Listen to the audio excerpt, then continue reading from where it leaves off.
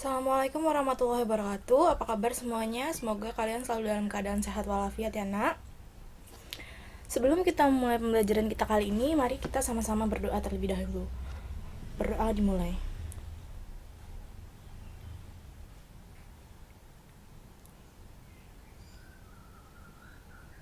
Berdoa selesai.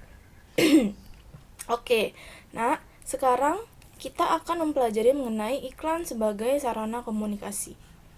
Nah, di sini Ibu punya quotes terlebih dahulu ya. Setiap orang menjadi guru, setiap rumah menjadi sekolah oleh Ki Hajar Dewantara.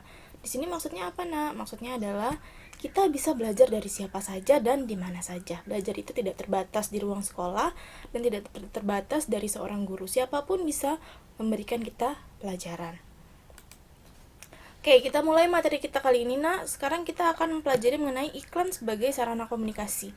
Iklan itu apa sih, Nak? Iklan dapat diartikan sebagai pemberitahuan yang bertujuan mendorong atau membujuk khalayak agar tertarik pada barang dan jasa yang ditawarkan.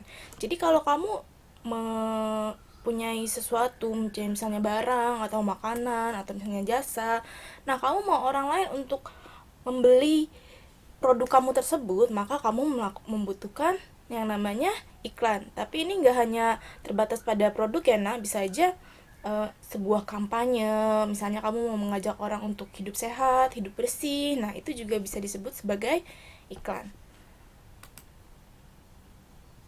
Nah, fungsi iklan itu secara garis besar kita bagi menjadi 4 ya nak, yaitu bagi perusahaan, bagi perkantoran, bagi pemerintah, dan bagi perorangan. Bagi perusahaan, iklan itu merupakan bisnis komersial untuk menjual barang atau jasa. Jadi iklan itu berfungsi untuk menjual produk yang dia buat, bisa berupa barang, bisa berupa jasa. Nah, bagi perkantoran, iklan itu berfungsi untuk mendapatkan karyawan. Misalnya dia lagi butuh karyawan, maka dia akan membuka iklan lowongan pekerjaan. Nah, bagi pemerintah, iklan itu berfungsi untuk menyebarkan informasi dan memberikan layanan kepada masyarakat. Misalnya pemerintah mau mengajak vaksin, maka dia menggunakan iklan untuk mengajak masyarakat ikut melakukan vaksin. Yang terakhir bagi perorangan itu adalah misalnya untuk membeli, menjual barang-barang pribadi. Jadi kalau misalnya kamu butuh membeli sesuatu, kamu bisa membuat iklan, atau misalnya kamu butuh menjual sesuatu, kamu bisa membuat iklan. Nah, tapi fungsi iklan secara umum, secara garis besar, itu bisa kita katakan iklan adalah sarana untuk mengkomunikasikan pesan baik yang bersifat komersil, sosial, maupun pribadi. Jadi pada akhirnya itu iklan ini sarana komunikasi kita ya nak, entah untuk menjual atau memberikan informasi, seperti itu. Lalu teknik penyajian iklan. Yang pertama kita punya slogan, poster, dan iklan. Apa sih slogan itu nak? Slogan adalah perkataan atau kalimat pendek yang dipakai sebagai pegangan hidup atau prinsip utama dari suatu usaha, organisasi, dan sebagainya. Jadi dia slogan itu adalah gambar yang membuat tulisan yang berisi prinsip hidup seseorang. Lalu poster. Poster adalah plakat berisi kata-kata atau gambar yang dipasang di tempat umum. Poster biasanya berisi pemberitahuan suatu ide, hal baru, atau hal penting kepada khalayak. Khalayak itu maksudnya masyarakat ya nak. Jadi poster itu fungsinya memberikan informasi mengenai sebuah hal atau sebuah kejadian atau informasi penting lah kepada masyarakat. Lalu iklan. Teknik penjadian iklan ini biasanya dibuat dalam bentuk video atau tertulis yang bertujuan untuk mempromosikan sebuah barang atau jasa. Jadi kalau iklan ini khusus untuk mempromosikan barang atau jasa ya.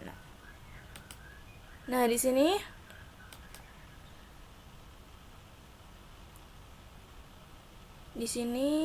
setelah ini kita punya unsur pembentuk slogan, poster, dan iklan.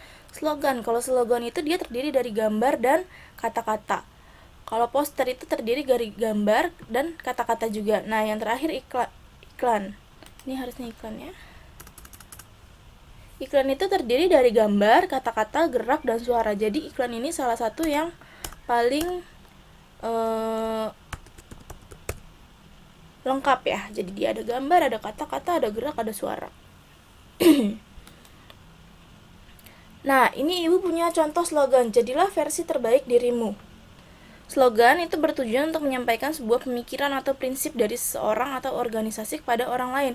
Nah, jadi di sini dia ingin mengajak orang-orang itu untuk menjadi versi terbaik dari dirinya masing-masing, untuk melakukan yang terbaik untuk dirinya masing-masing. Lalu ini contoh poster ya. Ini contoh poster. Poster berisi informasi mengenai suatu hal atau pengumuman mengenai sebuah acara atau kejadian. Jadi di sini dia memberikan informasi mengenai tips merawat kucing ya, Nak. Tujuannya adalah untuk memberikan informasi kepada masyarakat mengenai suatu hal, kejadian atau peristiwa. Terakhir kita punya contoh iklan ya. Ini contoh iklan Migu-Migu. Iklan bisa berupa gambar ataupun video.